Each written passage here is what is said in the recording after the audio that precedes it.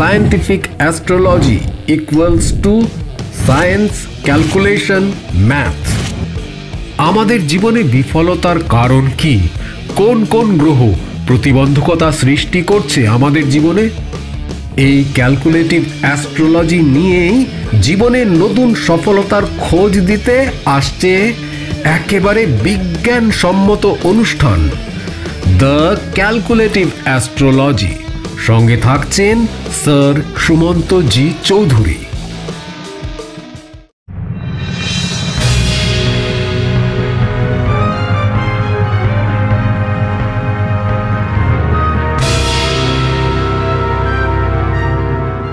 নমস্কার, the power of astrology Sumanta ji Chowdhury আমার এই ইউটিউব চ্যানেলে আপনাদের সবাইকে স্বাগত। দ্য পাওয়ার অফ অ্যাস্ট্রোলজি মুখেই বলছি, লোকেও শুনছে দ্য পাওয়ার অফ অ্যাস্ট্রোলজি। কুসংস্কারে আচ্ছন্ন কুলাঙ্গার গুলোই দেখছি আমার চেম্বারে আসছে এবং আমি সেই একই ধরনের প্রবণতা লক্ষ্য করতে পারছি যে আমি আসবো, আমাকে এমন কিছু একটা ফর্মুলা বলে দিন, আমি সফল হয়ে যাব, কাজ করতে আর ভালো লাগছে না, আমি ফেড আপ হয়ে গেছি। দ্য পাওয়ার অফ অ্যাস্ট্রোলজির বিন্দুমাত্র পাওয়ার আপনারা বুঝতেও পারছেন না, কিছুই পারছেন না।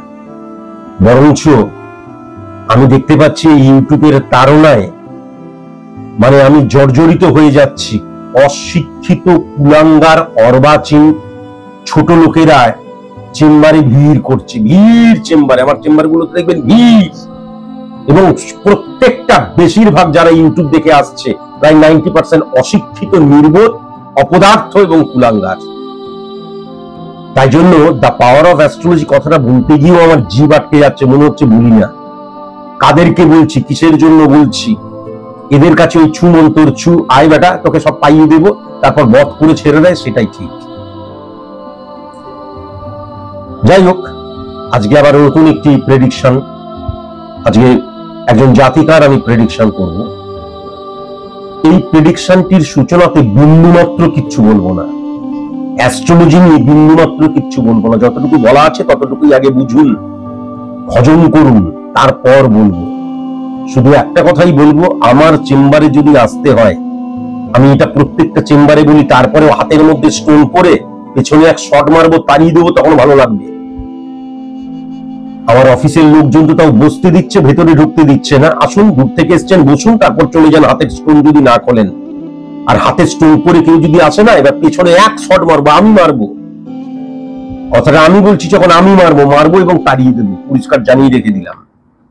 এতবার ধরে বলছি কি চ্যাংড়ামি করার জন্য? এতবার ধরে বলছি কি এখানে আমি কি হিয়ারের যোগ্য? স্টোন পড়েছো যে বাবাজির কাছ থেকে, সেই বাবাজির কাছে যাও। যেই বাবাজি তোমাকে বলেছে 21 দিনের মধ্যে পাইয়ে দেবে, যে বাবাজি বলেছে এই স্টোনটা পড়লেই তোমার সবকিছু হয়ে যাবে, সেইটা করো। আমি তো তা বলি না, আমি বারবার ধরে বলি success is the maximum utilisation of ability that you have. তোমার মধ্যে সেই এবিলিটিটা আছে কি সফল হওয়ার, তবেই তুমি সফল হবে। আমি বারবার ধরে লড়াইয়ের কথা বলি, সংঘর্ষের কথা বলি। Success never comes by a day only, it needs hard labor, and hard labor brings confidence to man to achieve the success. মৃত্যু দুর্বাত্তাস্তি অত্যন্তরায় ত্রত্তা প্রাপ্য প্রকৃত্তা নৈরত্যং নিরত্তা নিরত্তে ঔরত্তাই যাইয়েত তকর্তা আনন্দ নিঃসত্তা ব্যথিত ইয়াত্তা বলে এসেছি। সৌকর্মুষা নিন্দতি স্বপ্রভেদ সুচিতা ত্যাজ্যতি প্রাণ পাপিস্তা প্রণপিক নিঃস্ব আদৌরিব্য সুচিত সৌভাগ্য পারবা বলে এসেছি।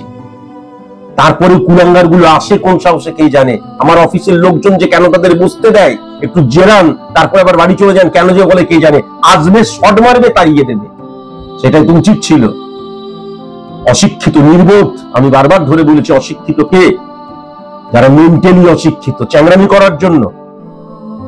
ফিস দিচ্ছি বলে আমি ভালো করে বোঝাবো, আচ্ছা আচ্ছা, তারপর বাড়ি চলে গেলাম। দূর, আমরা ভেবেছিলাম এই টাকাতেই রেমেডি, চ্যাংড়ামি হচ্ছে এখানে ফ্রিতে। হ্যাঁ, আমি একটা কথা বারবার ধরে বলছি, আমার নিয়ম যেটা সেটা হলো কোনো সেলিব্রিটি আমার চেম্বারে আসবে না বা আমাকে অনলাইনে প্রেডিকশন করাবে না। সেলিব্রিটিদের জন্য আমি নই। পলিটিশিয়ানরা কখনো আমাকে দিয়ে প্রেডিকশন করাবেন না, আমার চেম্বারে আসবেন না, অনলাইন অফলাইন কোনো লাইনেই প্রেডিকশন করাবেন না। হাতে যারা স্টোন পরে আছেন, জেম স্টোন পরে আছেন, তারা ইহো জন্মে কোনোদিন আমার চেম্বারে ঢুকবেন না। কোন স্টোন পরে আমার ইহো জন্মে কোনোদিন আমার চেম্বারে ঢুকবেন না। আর যারা ভীষণ সিরিয়াস, ওই মুখেই বলছি, কোনো লাভ নেই, জানি মুখেই বলছি, তাই বলতেও ভালো লাগছে না। আর যারা আমার চেম্বারে আসবেন তারা অত্যন্ত সিরিয়াস হয়ে আসবেন। আমার কি কোনো পজিটিভ সাইড নেই? একজন অ্যাস্ট্রোলজার সমাজ সংস্কারক নয়, সমাজ সংস্কারক নয়, তিনি একজন প্রেডিক্টর। আপনার পজিটিভ সাইড নিয়ে কোনোদিন তিনি আলোচনা করবেন না। কেন? তার কারণ পজিটিভ সাইডটার রেকটিফিকেশনের প্রয়োজন নেই, রেকটিফাই করার প্রয়োজন হয় না। কিন্তু নেগেটিভ সাইডটাকে রেকটিফিকেশনের প্রয়োজন হয়, রেকটিফাই করার প্রয়োজন হয়। তাই নেগেটিভ সাইডটা তিনি বলবেন, এবং যদি আপনি ঘটিবাটি বিক্রি করে হলেও সেই নেগেটিভিটিটা রেমেডিয়াল প্রসেস অ্যাপ্লিকেশনের মধ্যে দিয়ে অফ করার ক্ষমতা রাখেন, মেন্টাল স্ট্রেংথ যদি আপনার থাকে, সেই জায়গায় যদি আপনি পৌঁছান, সিরিয়াসনেস কোন লেভেলে চলে গেলে আসে তো অনেকে। কত গরিব মানুষ আছে আজকের দিনেও, মানে আজকে আমার ব্যারাকপুরের চেম্বার ছিল, এসছিল তো অনেকে, তারা যেভাবেই হোক টাকাটা জোগাড় করে নিয়ে এসছে রেমিডি নেবে বলে, এতটাই তারা সিরিয়াস। তবেই না তাদের পাশে আমি সারা জীবন ধরে থাকি তো, যতদিন না সফল হচ্ছে, যতদিন না সে একটা পজিটিভ ভাবে নিজেকে মেলে ধরতে পারছে, সফলতাকে স্পর্শ করছে। ইতিহাস সাক্ষী, কোটি কোটি মানুষ তার সাক্ষী। জন্মছক কাকে বলে, স্পট ইমপ্লিমেন্টেশন ছক কাকে বলে, বিন্দুমাত্র বলবো না, লক্ষ লক্ষ বার বলেছি। একই কথা পুনরাবৃত্তি আমি করি না, যতই আমি অনলাইন প্রেডিকশন করি। আমি যেটা লক্ষ্য করতে পারছি, এই জাতিকা 14/7/2006, আবার বলছি, আমি তো অনেক সময় ভুলও ইমপ্লিমেন্ট করতে পারি, ভুল ইমপ্লিমেন্ট করলে ভুল প্রেডিকশন হয়ে যাবে, কেননা ছকটাই ভুল হয়ে যাবে। তাই একবার কিন্তু যাচাই করে নিচ্ছি। 14/7 14 জুলাই 2006, 8টা 3 AM বহরমপুরে জন্মেছে। 14/7/2006, 8টা 3 AM বহরমপুরে জন্মেছে। 14/7/2006, 8টা 3 AM বহরমপুরে জন্মেছে। 14/7/2006, 8টা 3 AM বহরমপুরে জন্মেছে। এই জাতিকার আমি যেটা দেখতে পাচ্ছি, সিংহ লগ্ন এবং কুম্ভ রাশি। 1 নম্বর ঘরে মঙ্গল, 2 নম্বর ঘরে কেতু, 3 নম্বর ঘরে বৃহস্পতি, 4 নম্বর ঘরে কোন গ্রহ নেই, 5 নম্বর ঘরে প্লুটো, 6 নম্বর ঘরে নেপচুন, 7 নম্বর ঘরে চন্দ্র এবং ইউরেনাস, 8 নম্বর ঘরে রাহু, 9 নম্বর 10 নম্বর ঘরে কোন গ্রহ নেই, 11 নম্বর ঘরে শুক্র এবং সূর্য, 12 নম্বর ঘরে বুধ এবং শনি। আর আমি যদি স্পট ইমপ্লিমেন্টেশন ছকটা লক্ষ্য করি, তাহলে দেখা যাচ্ছে 1 নম্বর ঘরে কোন গ্রহ নেই, 2 নম্বর ঘরে প্লুটো, 3 নম্বর ঘরে বৃহস্পতি এবং কেতু, 4 নম্বর ঘরে কোন গ্রহ নেই, 5 নম্বর ঘরে রবি, শনি, শুক্র, 5 নম্বর ঘরে রবি, শনি, শুক্র, 6 নম্বর ঘরে বুধ এবং মঙ্গল, 7 নম্বর ঘরে চন্দ্র, 8 নম্বর ঘরে কোন গ্রহ নেই, 9 নম্বর ঘরে রাহু, 10, 11 নম্বর ঘরে কোন গ্রহ নেই, 12 নম্বর ঘরে ইউরেনাস এবং নেপচুন। তাহলে প্রথমেই যদি খুব ভালো মতন লক্ষ্য করা যায় যে 6 নম্বর ঘরে রবিপতি গ্রহ এবং 7 নম্বর ঘরে রবিপতি গ্রহ হচ্ছে শনি, সেই শনি কিন্তু 12 নম্বর ঘরে বসে আছে।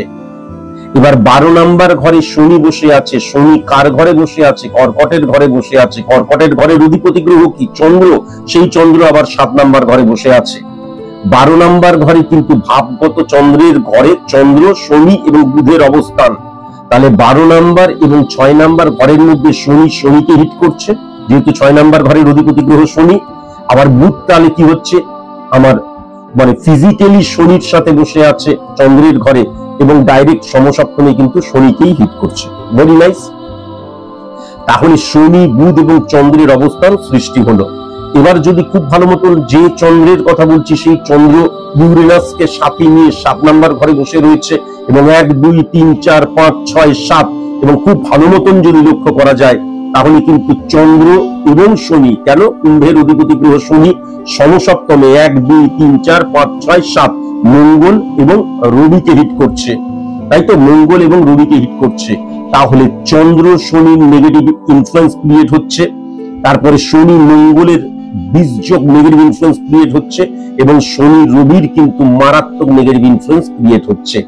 তাহলে এই ক্ষেত্রে কেবল শনির, আমি যদি শনির স্টোন ইমপ্লিমেন্ট করে দিই, তাহলে কোনোদিন নেগেটিভিটি অফ হবে না। বরং আমি যদি স্টোন ইমপ্লিমেন্ট করলাম এবং আমি যথার্থ স্টোন ইমপ্লিমেন্ট করলামই যদি ধরে নিই, শনিকে যখনই আমি পাওয়ারফুল করে দেবো, শনি যেহেতু 12 নাম্বার ঘরে বসে রয়েছে, তাহলে খারাপ মানুষের হাতে আমি বন্দুক তুলে দিলাম।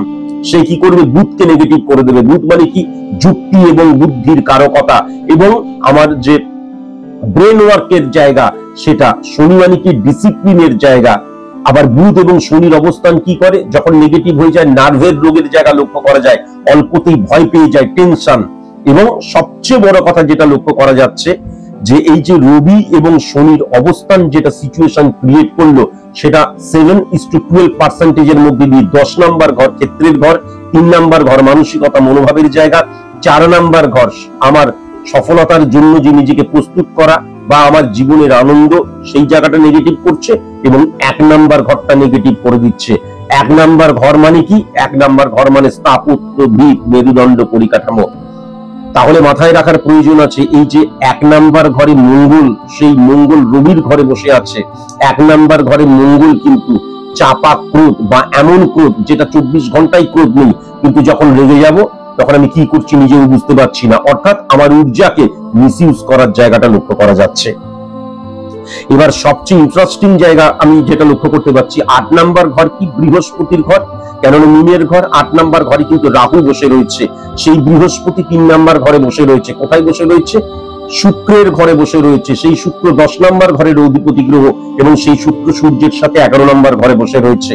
তাহলে 6 নাম্বার ঘরের শনিকে যদি লক্ষ্য করা যায় 12 নাম্বার ঘরে, এবং 8 নাম্বার ঘরের বৃহস্পতিকে যদি খুব ভালো মতো লক্ষ্য করা যায়, তাহলে 3 নাম্বার ঘরে শুক্রের ঘরে বসে সেই শুক্র দারিদ্র যোগের আন্ডারে চলে আসছে। তাহলে 6-3 connection, 3 number connection, 12 number connection, 1 number connection এবং 2 নাম্বার কানেকশন নেগেটিভ হয়ে গেল। প্রথমেই জানা প্রয়োজন আছে, 2 নাম্বার ঘর দ্বারা কেবলমাত্র অর্থ বা সঞ্চয়ের জায়গাটা দেখা হয় না, দৃষ্টিভঙ্গির জায়গাটাও দেখা হয়, মুখনিসৃত বাণীর জায়গাটাও দেখা হয়। 3 নাম্বার ঘর দ্বারা কিন্তু আমার সংযোগের সাপোর্ট আজকের দিনে এবং মানসিকতা মনোভাবের জায়গাটাও কিন্তু দেখা হয়। 8 নাম্বার ঘরটাকে মারুক স্থান বলা হয়, সাইলেন্ট কিলারের জায়গা বলা হয়।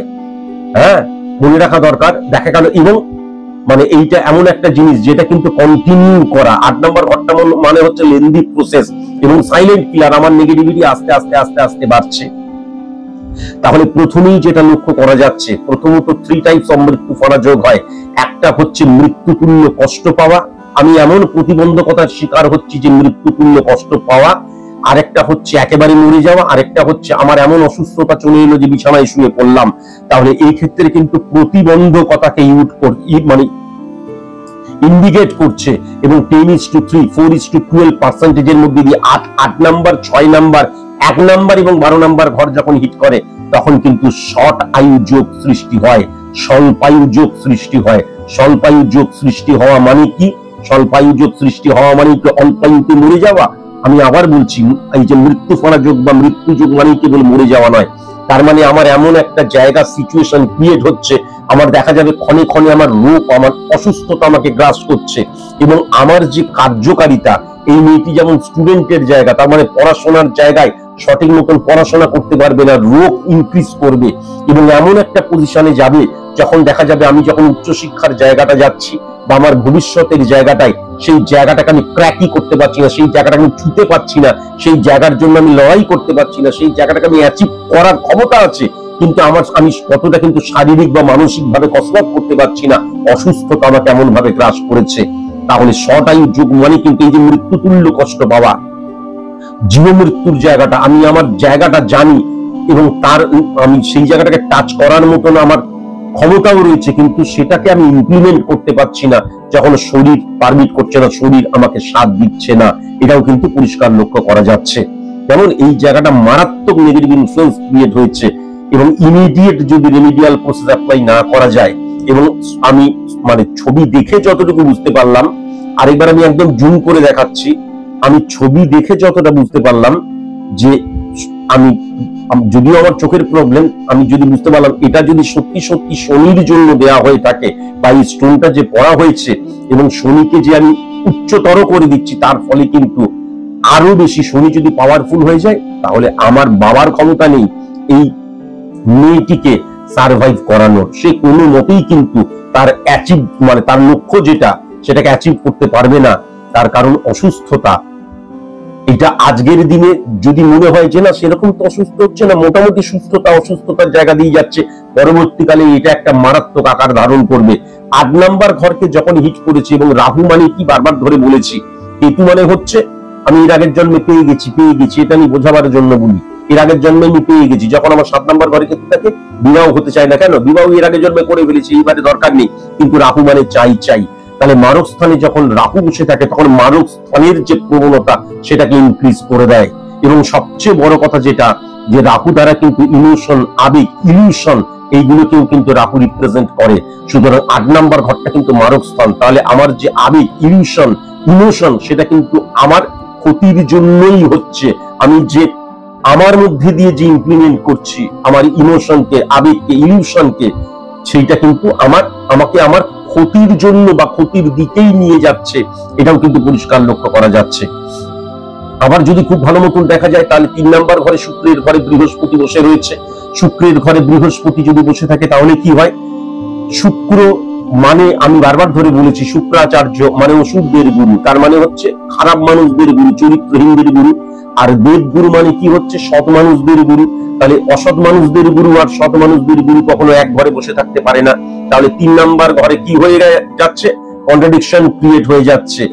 3 নাম্বার ঘরটা কি হচ্ছে? আমার মানসিকতা, মনোভাবের জায়গায় কিন্তু আমার শুধুমাত্র ফ্লাকচুয়েশন নয়, নেগেটিভিটি মারাত্মক ভাবে ফ্লাকচুয়েট করছে। বিকজ তার কারণ 3 নাম্বার ঘরের অধিপতি গ্রহ কিন্তু 11 নাম্বার ঘরে কর্মফলের জায়গায় দারিদ্র যোগ সৃষ্টি করছে। রবি এবং শুক্রের অবস্থান দারিদ্র যোগ সৃষ্টি করছে। আবার যদি খুব ভালো মতন দেখা যায়, তাহলে 5 নাম্বার ঘরটাকে যদি দেখা যায়, বৃহস্পতির ঘর, 5 নাম্বার ঘরটা ধনুর ঘর, বৃহস্পতির ঘর, সে কোথায় বসে রয়েছে? বৃহস্পতি 3 নাম্বার ঘরে বসে রয়েছে। তাহলে আমার সফলতা না হওয়ার পেছনে আমার মানসিকতা, মনোভাবের জায়গাটাই কিন্তু দায়ী থাকবে। আবার যদি ভালো মতন লক্ষ্য করা যায় 9 নাম্বার ঘর, তাহলে 9 নাম্বার ঘরটা মেষের ঘর। তাহলে মেষের অধিপতি গ্রহ কি? মঙ্গল। সেই মঙ্গল কোথায় বসে আছে? রবির ঘরে বসে আছে। সেই রবি কোথায় বসে আছে? 11 নম্বর ঘরে, দারিদ্র যোগ সৃষ্টি করেছে বুধের ঘরে। তাহলে উচ্চ শিক্ষায় বাঁধার জায়গাটাও মারাত্মক ভাবে লক্ষ্য করা যাচ্ছে। কেন না? 9 নাম্বার ঘরের অধিপতি গ্রহ কিন্তু 1 নাম্বার ঘরে বসে রয়েছে, এবং সে কিন্তু 4 নাম্বার ঘরের অধিপতি গ্রহ। তাহলে 4 নাম্বার ঘর মানে কি? 4 নাম্বার ঘর মানে জীবনের আনন্দ। 4 নাম্বার ঘর মানে হচ্ছে আমার ব্যক্তিগত জীবন। 4 নাম্বার ঘর মানে হচ্ছে আমি যে সফলতাটা চাইছি তার জন্য আমি কতটুকু উপযুক্ত হচ্ছি। তাহলে সেই জায়গায় 4 নাম্বার এবং 9 নাম্বার ঘরের অধিপতি গ্রহ 1 নাম্বার ঘরে বসে আছে মঙ্গল। সেই মঙ্গল যেই ঘরটাতে বসে আছে রবি, সে কিন্তু দারিদ্র যোগের আন্ডারে চলে যাচ্ছে। এবং রবি কার সাথে বসে থেকে দারিদ্র যোগ সৃষ্টি করছে? শুক্র। সে 10 নাম্বার ঘরের অধিপতি গ্রহ এবং 3 নাম্বার ঘরের অধিপতি গ্রহ। পরিষ্কার এই ক্ষেত্রে কিন্তু লক্ষ্য করা যাচ্ছে নেগেটিভ ইনফ্লুয়েন্স ক্রিয়েট হয়ে যাচ্ছে। সফলতার জায়গা 5 নাম্বার ঘরটা নেগেটিভ ইনফ্লুয়েন্সের জায়গায় চলে যাচ্ছে। তার কারণ 5 নাম্বার ঘরের অধিপতি গ্রহ আবার 8 নাম্বার ঘরের অধিপতি গ্রহ, এবং সেখানে কিন্তু রাহু বসে রয়েছে। সেই রাহু কিন্তু আবার 3 নাম্বার ঘরে বসে রয়েছে। তাহলে নেগেটিভিটিকে যদি কাটানো হতো এবং সে যদি পুরোপুরি আমার কথা শুনে চলতো, তাহলে রাহুর গুড ইম্প্যাক্টটা যদি পাওয়া যায়, রাহু মানে তো ইনক্রিজ করা কেউ বোঝায়, কিন্তু সেটা নেগেটিভ ইনফ্লুয়েন্সের জায়গাটা মারাত্মক ভাবে লক্ষ্য করা যাচ্ছে। আবার যদি খুব ভালো মতন দেখা যায়, তাহলে কর্মফলের জায়গাটাই কিন্তু এই যে দারিদ্র যোগ সৃষ্টি করছে। তাহলে কর্মফলের জায়গাটা 11 নম্বর ঘর, তাই তো? যদি 11 নম্বর ঘরটা দেখা যায়, 6395 কানেকশন, যদি 11 নম্বর ঘরটা দেখা যায়, তাহলে সেই 11 নম্বর ঘরটা কিন্তু মিথুনের ঘর, সেখানে দারিদ্র যোগ সৃষ্টি হচ্ছে। তাহলে এটা মাথায় রাখার প্রয়োজন আছে, দারিদ্র যোগ সৃষ্টি হচ্ছে মিথুনের ঘরে। মিথুনের অধিপতি গ্রহ হচ্ছে বুধ। বুধ মানে কি হচ্ছে? সেই বুধ প্রথমত শনির সাথে 12 নম্বর ঘরে বসে আছে।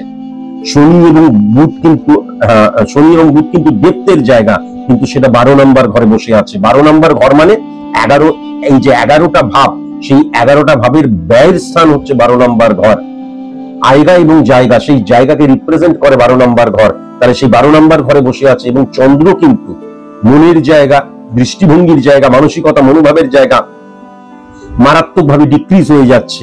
এবং বুধ যখন নেগেটিভ হয়ে যায়, তখন আমার ব্রেনের যে ফাংশন সেটা পজিটিভ করি না, যুক্তির যে ফাংশন সেটা পজিটিভ করি না, বুদ্ধিকে সঠিক মতন ইমপ্লিমেন্ট করা সেটাও কিন্তু পজিটিভ ভাবে লক্ষ্য করা যাচ্ছে না। যেমন এই ক্ষেত্রে মারাত্মক নেগেটিভ ইনফ্লুয়েন্সের জায়গা লক্ষ্য করা যাচ্ছে। যদিও 2006 সালে জন্মেছি, মানে সে আমার মেয়ের চাইতে ছোট, মানে অনেক ছোট, তবুও আমি তাকে বলে দিচ্ছি, প্রেমজ সম্পর্ক বা বিবাহের ক্ষেত্রে মারাত্মক নেগেটিভ জায়গা লক্ষ্য করা যাচ্ছে। এবং আমি যেটা দেখতে পাচ্ছি তার মন মানসিকতা দৃষ্টিভঙ্গি পরিবর্তন প্রয়োজন, এবং শারীরিক দিক দিয়ে অসুস্থতার দিক দিয়ে শরীরের দিক দিয়ে আস্তে আস্তে আস্তে আস্তে ডিটোরিয়েট করার জায়গা লক্ষ্য করা যাবে। এবং যদি আমি বারবার ধরে বলেছি যে এই যে প্রথম অবস্থাতেই যদি নেগেটিভিটিকে অফ না করা যায়, তাহলে কিন্তু বিষবৃক্ষ তৈরি হয়ে গেলে যতই কাটি তার শিকড়কে কিন্তু অফ করা যাবে না। আমরা জানি যে আমরা শুনবো, শোনার পরও বুঝতে পেরেছি আমি ওই জুলাই মাসে যত কটা প্রেডিকশন করলাম সবাই হ্যাঁ স্যার বাহ খুব ভালো লাগলো স্যার প্রেডিকশনটা, ও দারুণ প্রেডিকশন, বাস রেমেডি। তারা কিন্তু আবার বিপদে পড়বেই বিপদে। তারা যদি শোনে, আমি তাদেরকে শুনি বলছি চ্যালেঞ্জ, তোমরা বিপদগ্রস্ত হবে না, তোমরা স্ম্যাশড হয়ে যাবেই। কেননা আমার মুখ নিঃসৃত বাণী দৈব বাণী। তুমি নেগেটিভিটিকে প্রশ্রয় দিচ্ছ, তারপরে ভাবছো শুনলাম পয়সা বেকার খরচ করবো, তখন দেখবে ডবল পয়সা খরচ হয়ে যাচ্ছে, বা তখন দেখবে বেঁচে থাকার জন্য ন্যূনতম অর্থটুকু তোমার কাছে নেই। আমি তো দেখেছি গ্রহের নেগেটিভিটিকে অফ না করলে আজকের দিনে মনে হচ্ছে ফুসকুড়ি, কালকে আলসার, পরশুদিন ক্যান্সার রূপান্তরিত হলে ব্যাস চলে গেলাম। এটা পরিষ্কার কিন্তু দেখা যাচ্ছে। ভেরি কসাস এবং কনসাসের জায়গা হতে যাবে। 7 নাম্বার ঘরে কিন্তু চন্দ্রের অবস্থান লক্ষ্য করা যাচ্ছে, সুতরাং খুব সাবধান। হুট করে বিবাহ হয়ে যাবার জায়গাও দেখা যাচ্ছে, হ্যাঁ, এবং ফিলিংস চেঞ্জ হওয়ার জায়গাটা লক্ষ্য করা যাচ্ছে। এর মানসিকতা কিন্তু স্ক্যাটারলি মুভ করবে, এটা কিন্তু ভালো মারাত্মক ভাবে কিন্তু লক্ষ্য করা যাচ্ছে। আবার 6 নাম্বার ঘরে অধিপতি গ্রহ কিন্তু 12 নাম্বার ঘরে বসে আছে। 6 নাম্বার ঘর মানে কিন্তু প্রাপ্তিক জীবন ধারণকে বোঝা যায়। 6 নাম্বার ঘর মানে কিন্তু 1-6-10 কানেকশন। 10 নাম্বার ঘর নেগেটিভ, 6 নাম্বার ঘর নেগেটিভ, সার্ভিসের জায়গাটা কিন্তু নেগেটিভ হয়ে যাচ্ছে। আবার 1 নাম্বার 1-6-10 কানেকশন তিনটেই নেগেটিভ লক্ষ্য করা যাচ্ছে। হ্যাঁ, 6 নাম্বার প্রাপ্তিক জীবন ধারণের ক্ষেত্রে, তারপরে শত্রুতার জায়গা, এর কমিউনিকেশনের জায়গাটা একদম পজিটিভ হবে না। এবং কি হবে, একটু করছে হঠাৎ করে কোনো প্রতিবন্ধকতা সৃষ্টি হলে গেলুম আমার পক্ষে আর সম্ভব নয়, এই মানসিকতার জায়গাটাও কিন্তু লক্ষ্য করা যাচ্ছে। 9 নাম্বার ঘর যখন নেগেটিভ হয়ে যায়, তখন সংযোগের জায়গাটাও নেগেটিভ হয়ে যায়। মঙ্গল নেগেটিভ মানে মারাত্মক ভাবে নেগেটিভ, তার কারণ রবির ঘরে বসে সেই রবি দারিদ্র যোগের আন্ডারে চলে গেছে। তাহলে আমার 9 নাম্বার ঘর মানে সার্বিক ভাবে সংযোগের জায়গা, সংযোগ প্রচন্ড রকমের প্রয়োজন, এবং উচ্চ শিক্ষার জায়গাটাও কিন্তু বলা হয় 9 নাম্বার ঘরকে। 10 নাম্বার ঘরটা ক্ষেত্রের ঘর, সেটাও কিন্তু নেগেটিভ হয়ে গেছে। 11 নাম্বার ঘরটা কর্মফলের জায়গা। সবচেয়ে বড় কথা 5 নাম্বার ঘর বৃহস্পতি নেগেটিভ, মানসিকতা মনোভাবের জায়গায় বসে রয়েছে বৃহস্পতি। আবার 11 নাম্বার ঘরটা যদি লক্ষ্য করা যায়, তাহলে 11 নাম্বার ঘরটা তো মারাত্মক ভাবে নেগেটিভ হয়ে গেছে। 11 নাম্বার ঘরের অধিপতি গ্রহ 12 নাম্বার ঘরে বসে আছে, হ্যাঁ, এবার নেগেটিভ শনির সাথে বসে রয়েছে। আবার 11 নাম্বার ঘরে শুক্র এবং সূর্যের অবস্থানও নেগেটিভ হয়ে গেছে। তাহলে কিন্তু 11 নাম্বার ঘর দ্বারাই যদি লক্ষ্য করা যায় 10 নাম্বার, 3 নাম্বার এবং 1 নাম্বার ঘর নেগেটিভ হয়ে গেছে। তাহলে আমি যেটা দেখতে পাচ্ছি, বন্ধুত্বের জায়গা কিন্তু একদম পজিটিভ নয়। বন্ধুত্বের জায়গাটা কিন্তু বিন্দুমাত্র পজিটিভ নেই। যারা বন্ধু তাদের থেকে ভেরি কসাস এবং কনসাস হতে হবেই। এবং আমি যেটা দেখতে পাচ্ছি, যে পরিবারে থাকে আত্মীয় স্বজন কাছের মানুষের জায়গাটাও কিন্তু খুব একটা পজিটিভ আমি লক্ষ্য করতে পারছি না। তেমন 7 নাম্বার ঘরটা যদি দেখা যায়, তাহলে আমাদের শনি এবং চন্দ্রের যে নেগেটিভ ইনফ্লুয়েন্স, এবং 8 নাম্বার ঘরটায় রাহুর অবস্থান, বৃহস্পতি রাহু এবং বৃহস্পতি শুক্রের অবস্থান, তার কারণ 3 নাম্বার ঘরটা শুক্রের ঘর, 10 নাম্বার ঘরটাও। তাহলে যেটা লক্ষ্য করা যাচ্ছে, শুধুমাত্র দুটোই প্রশ্ন ছিল, শরীর স্বাস্থ্য এবং পড়াশোনার ক্ষেত্রে দুটোই নেগেটিভ হয়ে রয়েছে। নেগেটিভিটিকে অফ করতেই হবে। এবং এছাড়াও কিন্তু তার, সে যদি কখনো প্রেমজ সম্পর্কে আবদ্ধ হয়, এই যদি কখনো বিবাহিত জীবনে আবদ্ধ হয়, হ্যাঁ, পরবর্তীকালে কিন্তু শ্বশুর বাড়ির জায়গাটা মারাত্মক রকমের নেগেটিভ লক্ষ্য করতে পারছি। তার কারণ অ্যাডজাস্ট করার ক্ষমতা কিন্তু এর বিন্দু মাত্র নেই। যতই ভালো স্টুডেন্ট হোক, আলটিমেট কিন্তু উচ্চশিক্ষায় বাধা এবং সেখানে শরীর প্রতিবন্ধকতা সৃষ্টি করবে, শারীরিকভাবে প্রতিবন্ধকতার আন্ডারে চলে যাওয়ার জায়গাটা লক্ষ্য করা যাচ্ছে। এবং আমি যেটা বললাম, শর্ট আয়ু যোগ মানে স্বল্পায়ু যোগ লক্ষ্য করা যাচ্ছে। মানে আমি যতটা সুস্থ রয়েছি, সেই সুস্থতার নেক্সট 9 বছরের মধ্যে আমি এতটাই অসুস্থ হয়ে যাব।